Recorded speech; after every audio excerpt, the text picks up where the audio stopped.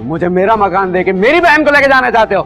अब जरूरी है कि सिकंदर की जिंदगी में भी कोई आए, ये अपना घर पकड़ो। उसके बाद ही वो तुम्हारे और मेरे रिश्ते को समझ पाएगा। चलो बेटा। तुमसे मैंने कहा कि रिया कहीं नहीं जाए था ना यहाँ, तो मैं भी नफरत की आग में जल रहा था। क्यों मेरे कमरे के बाहर इस तरह साई की तरह मंडलाती रहती हो?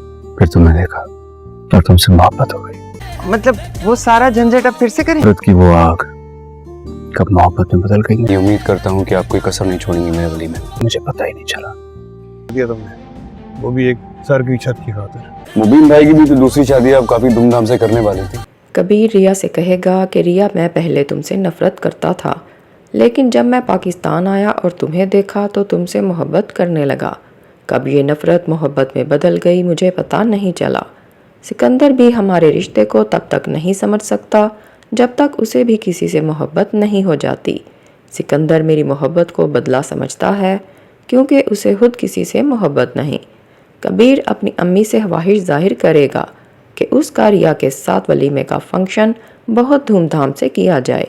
कबीर की माँ कबीर के वलीमे में कोई कसर नहीं छोड़ेंगी।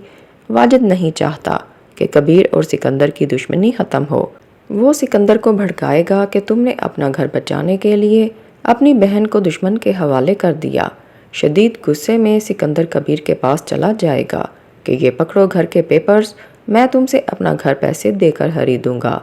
सिकंदर रिया को अपने साथ वापस ले जाना चाहेगा, लेकिन कबीर अब रिया को जाने नहीं देगा। वो सिकंदर से कहेगा कि रिया मेरी बीवी है, वो यहाँ से नहीं जाएगी। रिया भी सिकंदर के साथ जाने से इनकार कर देगी क्योंकि वो जानती है कि अब कबीर से उसकी शादी हो चुकी है और कबीर उसे हमेशा खुश रखेगा।